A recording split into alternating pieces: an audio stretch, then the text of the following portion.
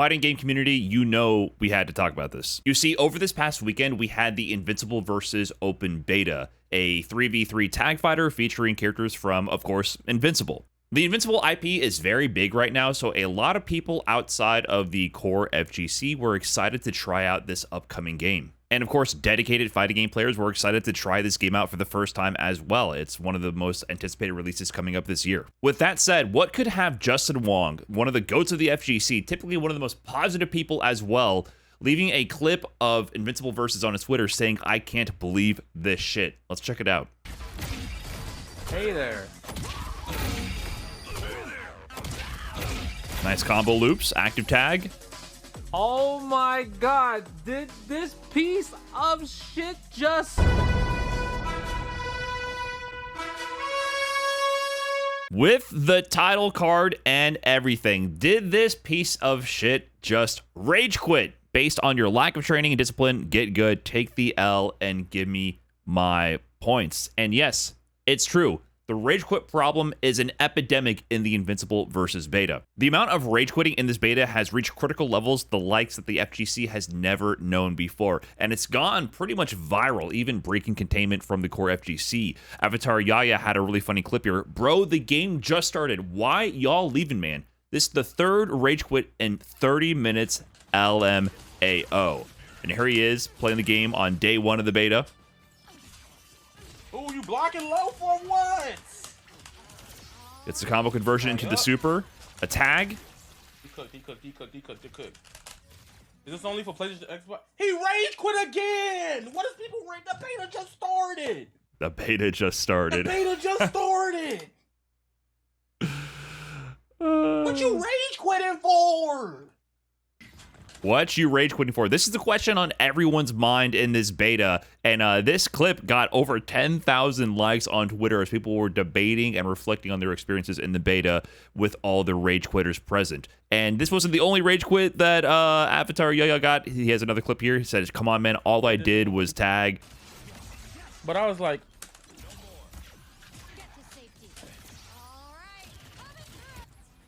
He rage quit!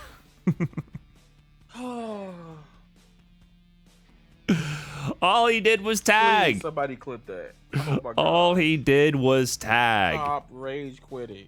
So many people in Yaya's initial tweet in that clip were replying, sharing similar experiences and sharing their exasperation with the amount of rage quits they were getting.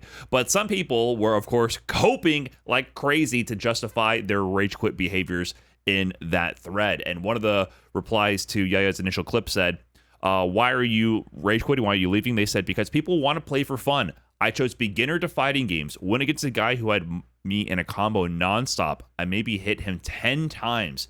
Immediately refunded my pre-order." So yeah, people are getting their ass beat, didn't do the tutorial, don't understand how the game operates, and are refunding their pre-orders based on their experience in the free-to-play online beta, which is, generally made to test the online infrastructure. It doesn't really give you the full access to more casual, friendly, single-player content. But of course, there's a lot more quotes like that in the thread.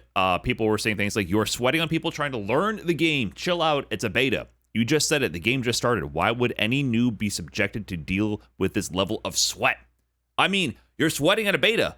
Let people breathe." I don't know what the term sweat, that's become the new signifier that you are better than people who properly play a game, that apply a little bit of critical thinking when pressing their buttons. I guess that's the signifier that, hey, I refuse to take accountability for my lack of skill in this domain, and I reserve the right to rage quit until I can find somebody who's actually weaker than me at the game and beat them, and then also run with the points and refuse to ever learn and grow. This actually became such a critical issue that even the Invincible versus devs themselves on Twitter eventually chipped in to say, "We'd also like to clarify that players who leave mid-match are given a loss and will lose LP as a result. For those who don't leave, it may take a few minutes to reflect that win in your profile. Don't leave matches early. It's a beta. Get some practice reps in." And with all this discussion around rage quitting in the Invincible versus beta, I eventually, on day 2, had to step in myself to see, was it really as bad as Twitter was making it out to be? And well...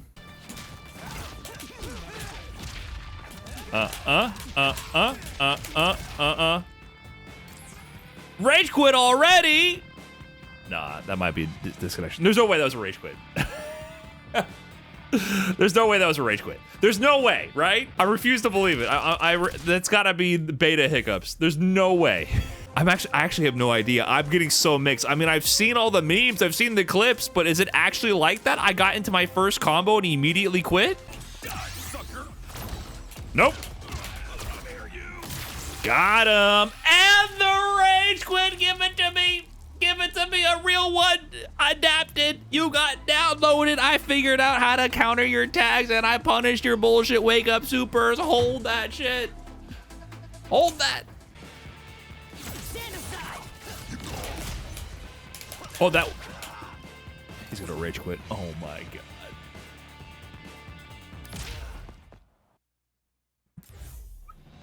It's so true. I can't believe it.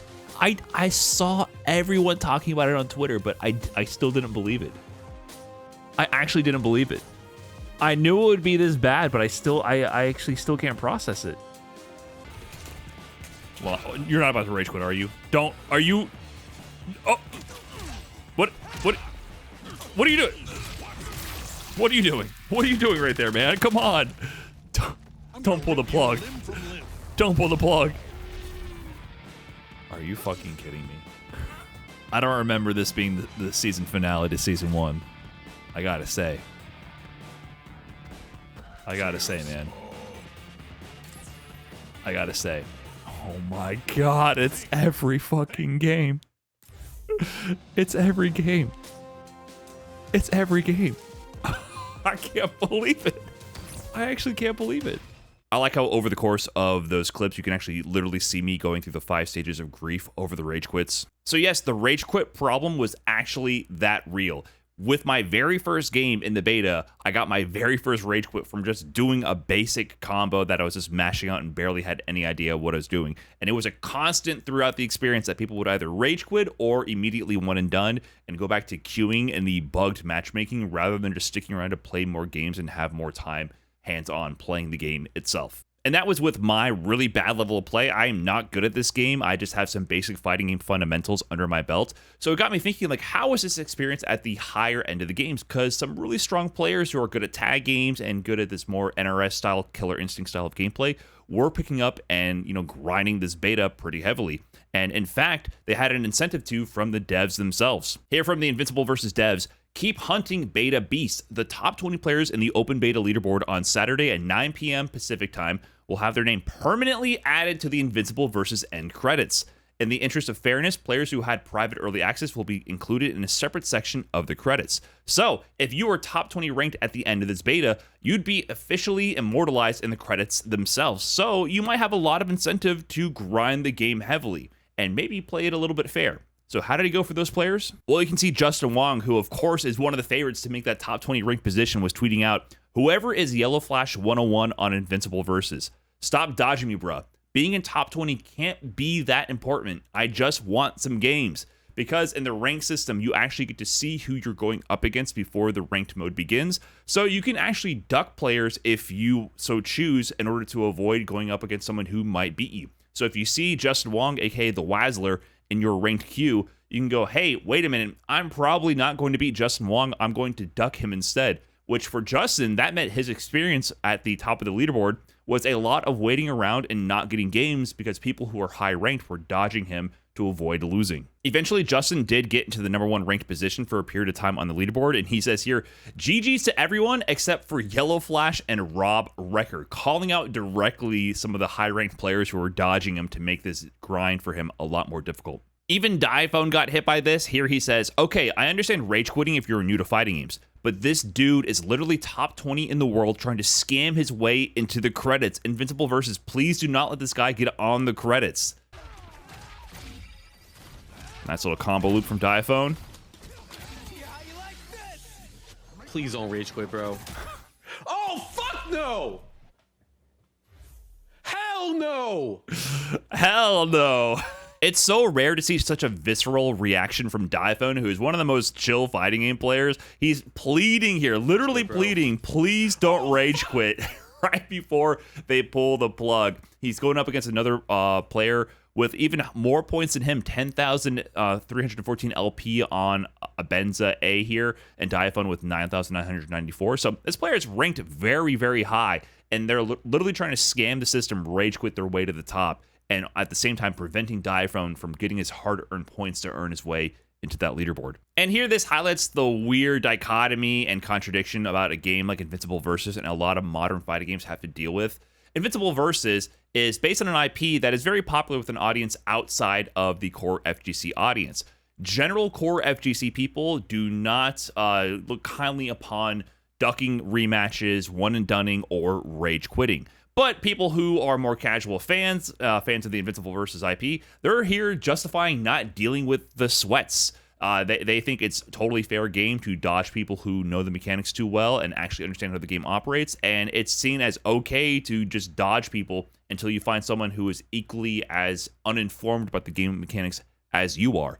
And this identity of kind of catering to that wider audience is baked into the DNA of Invincible Versus from its inception. This game, on its outset, only featured simple control schemes where special moves were performed with a special button and a direction. So here's the original control scheme for the standard input mode. They don't call it simple, they call it standard. And you can see here, the S button is there for the special moves. It wasn't until later on, after receiving feedback from the core FGC audience, after this was demoed at EVO, who said, hey, we heard you. Motion inputs are officially coming to Invincible Versus. So the motion inputs were actually added second as kind of an afterthought compared to the core initial philosophy and design of the game, with the the simple controls being the default.